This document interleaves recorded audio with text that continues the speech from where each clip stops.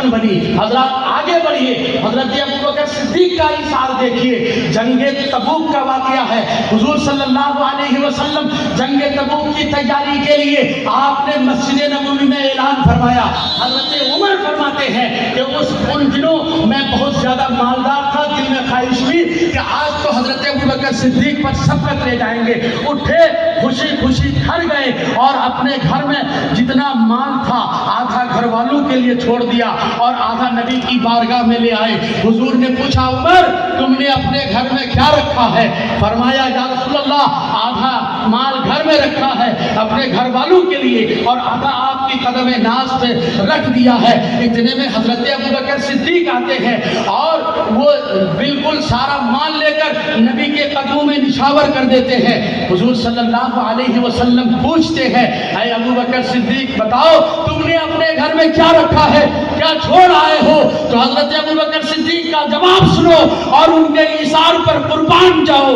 حضرت ابوبکر صدیق فرماتے ہیں, یا رسول اللہ ہم نے اپنے گھر میں صرف اور صرف اللہ اور اس کے رسول کو چھوڑ آیا ہے, سارا مال آپ کے قدموں میں نچھاور کر دیا ہے. یہ حضرت ابوبکر صدیق کا ایثار ہے. حضرت عثمان غنی, حضرت عمر فاروق رضی اللہ تعالیٰ عنہ کا ایثار. 22 لاکھ مربع میل پر آپ کی حکومت ہے.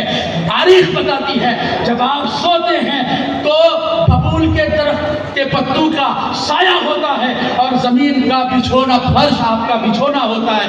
کپڑوں پر 12 درجنوں پیبند لگے ہوتے ہیں. حضرت عثمان غنی نے اسی جنگ تبوک کے موقع پر اپنے طرف سے نبی کریم صلی اللہ علیہ وسلم کے اعلان کرنے کے بموجب منبر پر کھڑے ہیں, نبی اعلان کر رہے ہیں کون جنگ تبوک میں حصہ لے گا, اس کی تیاری میں کون حصہ لے گا. حضرت عثمان کھڑے ہوتے ہیں, کہتے ہیں یا رسول اللہ 100 اونٹ ماں ساز و سامان آپ کی خدمت میں پیش کرتا ہوں. حضور صلی اللہ علیہ وسلم خطبہ جاری رکھتے ہیں. حضرت عثمان دوسری مرتبہ کھڑے ہوتے ہیں, کہا یا رسول اللہ 200 اونٹ. حضور صلی اللہ علیہ وسلم پھر خطبہ جاری رکھتے ہیں. حضرت عثمان کھڑے ہوتے کہتے ہیں یا رسول اللہ میں نے 300 اونٹ ماں ساز و سامان کے آپ کی خدمت میں پیش کر دیا. حضور صلی اللہ علیہ وسلم منبر شریف سے نیچے اترتے ہیں اور فرماتے ہیں لوگوں سنو, عثمان غنی کو آخرت میں جنت پانے کے لیے اس سے زیادہ اور کس عمل کی ضرورت ہے؟ حضرت عثمان غنی کی یہ سخاوت اتنی ہے کہ اسے آخرت میں کامیاب کرنے کے لیے کافی ہے. حضرات یہ تو حضرت عثمان غنی کی سخاوت ہے. ذرا خاندان اہل بیت کی تو سخاوت ملاحظہ فرمائیے. حضرت علی کرم اللہ وجہہ الکریم ہے, گھر میں فاقہ چل رہا ہے. روایتوں میں آتا ہے کہ حضرت حسنین کریمین دونوں شہزادے بیمار تھے. نبی عیادت کے لیے تشریف لے آئے, ساتھ میں صحابہ بھی ہیں. کچھ صحابی نے حضرت علی سے فرمایا کہ علی آپ کیوں نہیں نظر مان لیتے, نظر مان لیجئے تاکہ اللہ تعالیٰ آپ کے دونوں شہزادے کو صحت عطا فرمائے اور آپ نظر پوری کر لیں. حضرت علی نے کہا ٹھیک ہے. آپ نے 3 روزے کی نظر مانی. جب آپ نے نظر مانی تو حضرت فاطمہ الزہرا نے بھی نظر مانی اور آپ کی کنیز حضرت فضا نے بھی نظر مانی. یہ تینوں حضرات 3 روزے کی نظر مانی.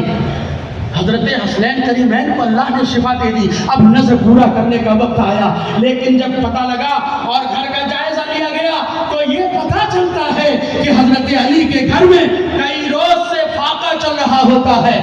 نظر پوری کرنے کی جب ضرورت پیش آئی, حضرت علی اٹھے اور ایک یہودی شمون کے ہاتھ سے جا کے اون لایا, حضرت فاطمہ کے حوالے کیا اور کہا کہ اسے بنو. حضرت فاطمہ اسے بننے لگی. بن کر جب تیار ہوا, حضرت علی کو اس کے بدلے میں 3 سا جون 3 سا گیہوں ملتا ہے. حضرت علی رضی اللہ تعالیٰ عنہ حضرت فاطمہ سے کہتے ہیں کہ 1 سا گیہوں کی آج روٹی بناؤ, آج ہمیں اپنے نظر کے روزے پورے کرنے ہیں. حضرت فاطمہ الزہرا پہلے دن 1 سا جو کی روٹی 5 روٹی تیار ہوتی ہے اور جب شام کا وقت ہوتا ہے, افطار کرنے کا وقت ہوتا ہے, حضرت فاطمہ, حضرت علی اور حضرت امام حسن و حسین اور آپ کی کنیز موجود ہے افطار کرنے کے لیے. اتنے میں دروازے پر دستک ہوتی ہے اور فرماتی وہاں سے آواز آتی ہے کہ ہے کوئی, اے اہل بیت نبوت میں یتیم ہوں, میں مسکین ہوں, بھوکا ہوں, اللہ کے نام پر مجھے کھلا دو. سخی گھرانہ ہے. حضرت علی فرماتے ہیں, روایت میں آتا ہے